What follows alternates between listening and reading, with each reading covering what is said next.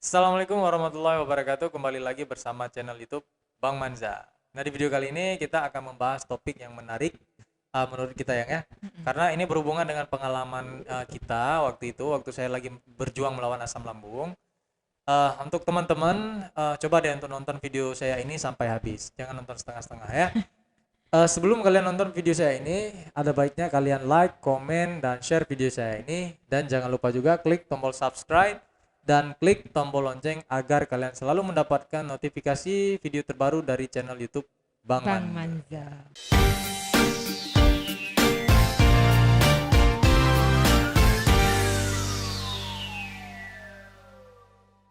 Oke teman-teman, topik kali ini kita bahas khusus untuk para penderita asam lambung yang sudah menikah, ya, yang sudah menikah. Yang belum menikah, jangan coba-coba, tapi boleh nonton video ini Ya, boleh nonton biar jadi video ini pengalaman. ya untuk biar jadi ilmu ya Mm-mm. gitu.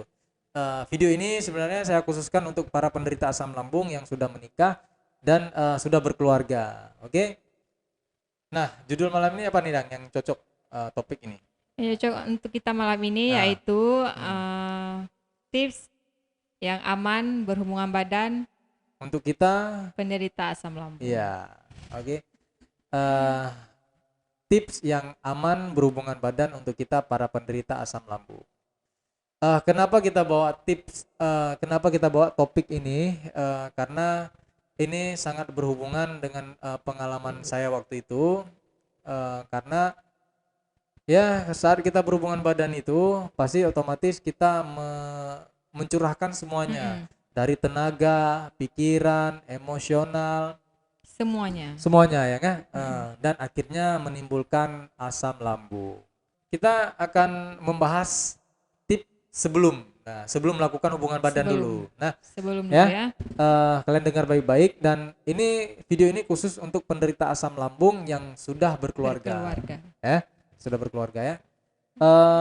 Yang pertama itu sebelum kalian melakukan hubungan badan, eh, ada baiknya kalian menjaga Pola pola makan makan. dulu. Nah, pola makan seperti apa nih, Yang?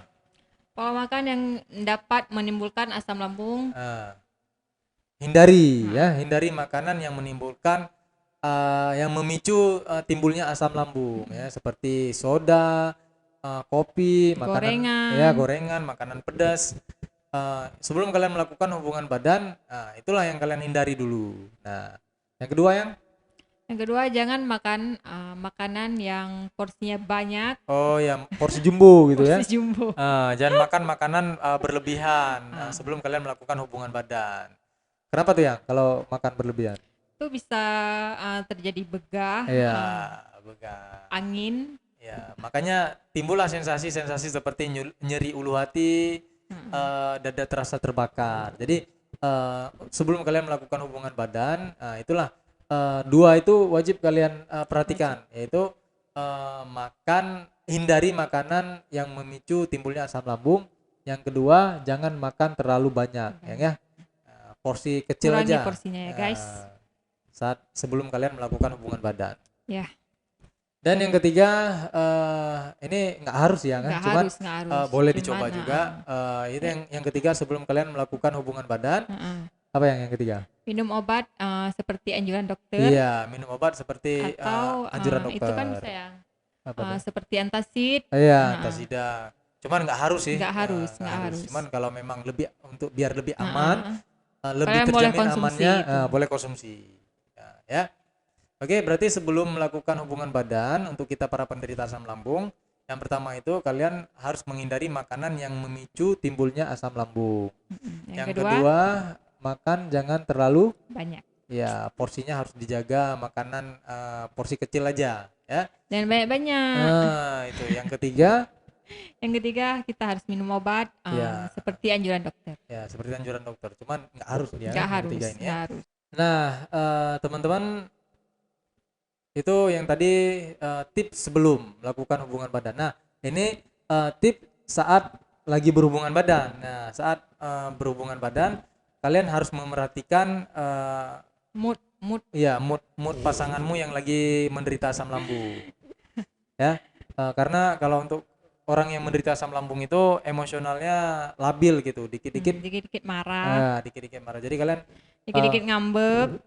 kalian harus menjaga Perasaan. moodnya, harus menjaga perasaannya. Itu yang pertama. Yang berikutnya kalian harus memperhatikan posisi yang ya, Posisi. posisi. Posisi saat kalian berhubungan badan.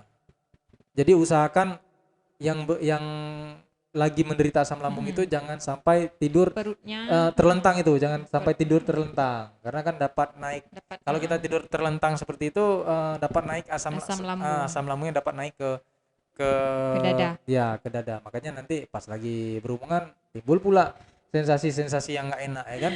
Akhirnya bad mood dua-duanya. akhirnya udah bad mood ya. Jadi itu posisi harus kalian atur senyaman mungkin.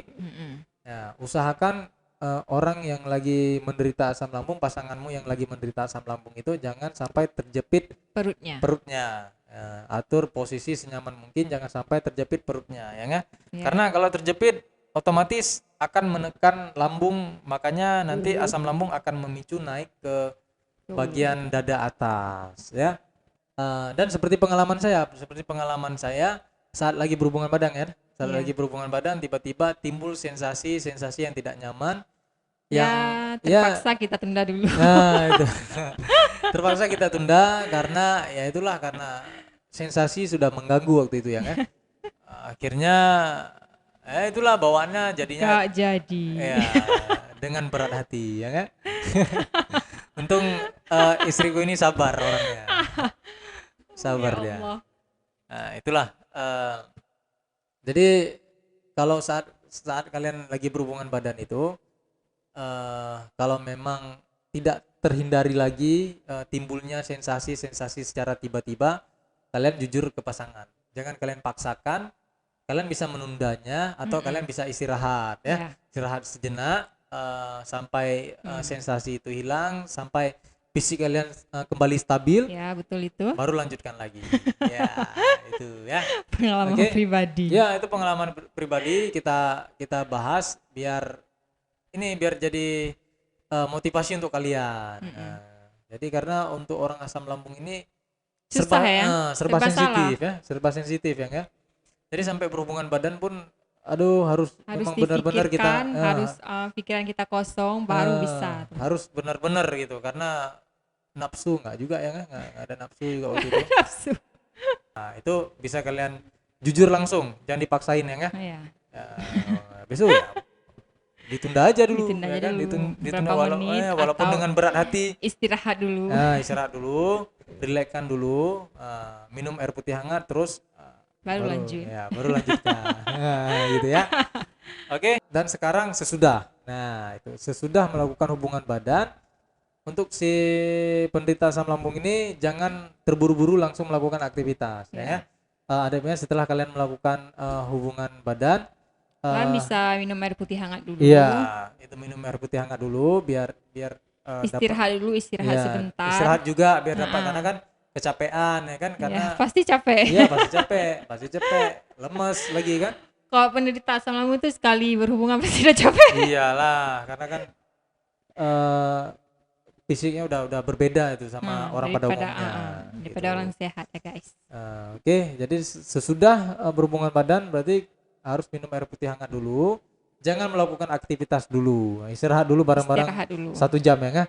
1 jam istirahat dulu, setelah sudah rileks badannya baru boleh mandi ya, mandi boleh, mandi air dingin boleh, air hangat boleh, nggak masalah, tapi saya rekomendasikan mandi air hangat gitu ya, biar seger. Nah, setelah mandi air hangat baru kalian bisa melakukan aktivitas seperti biasa, gitu.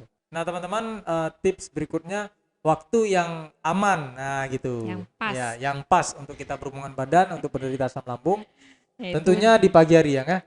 Di pagi hari setelah kalian sholat subuh, setelah kalian makan ya, setelah kalian sholat subuh dan setelah kalian sarapan. Nah, ya setelah kalian sarapan, tapi dengan porsi ringan ya. Sarapannya jangan porsi berat dan sarapannya juga harus diperhatikan jangan makan makanan yang menimbulkan asam lambung. Nah, setelah sarapan sebelum kalian beraktivitas ke kantor lah ataupun ke tempat kerja, Karena kalian bisa bisa setelah kalian berhubungan badan kalian bisa mandi. Nah, setelah mandi baru kalian berangkat kerja, ya kan? Berangkat ke aktivitas pada aktivitas sehari-hari. Nah, gitu. Ya. Ya kan? Aku tahu hari tadi semangat ya kalau ngomong masalah ini ya. Dan waktu yang aman juga selain dari pagi hari, Nah, itu malam ya hari. di malam hari sebelum kalian tidur. Ya tetap kalian harus makan dulu ya kan? Tetap harus makan dulu, jangan sampai perut kalian kosong. Nah, kalau untuk makan seperti yang saya bilang tadi, jangan makan terlalu banyak, jangan makan makanan yang memicu asam lambung. Nah, itu. Jadi sebelum kalian tidur, boleh deh kalian berhubungan badan. Nah, setelah itu kalian bisa istirahat dengan nyenyak. Nah, itu tips dari kami. Karena itu pengalaman kita ya, kan? Pengalaman kita, itulah yang kita lakukan. Itulah yang saya lakukan saat saya lagi asam lambung, lagi menderitanya asam lambung dulu. Karena ininya ya, nafsunya memang Udah berkurang. iya, bukan Bukan lagi berkurang, tapi nggak ada lagi. bahkan hilang itu nafsunya. Memang bawaannya badan lemes saja bawaannya. Oke. Jadi untuk teman-teman terima kasih yang sudah menonton video ini sampai habis. Kalau kalian ingin bertanya bisa langsung ketik ya di kolom komentar ataupun kalian bisa menambahkannya tips-tips apa, mungkin kalian juga punya tips yang mungkin yang aman menurut kalian juga bisa kalian curahkan di kolom komentar. Oke. So jangan lupa kalian subscribe lah ya, jangan lupa kalian subscribe dan klik tombol lonceng agar kalian selalu mendapatkan informasi terbaru dari channel YouTube Bang Manza ya. Ya. Oke. Udah silakan pamit.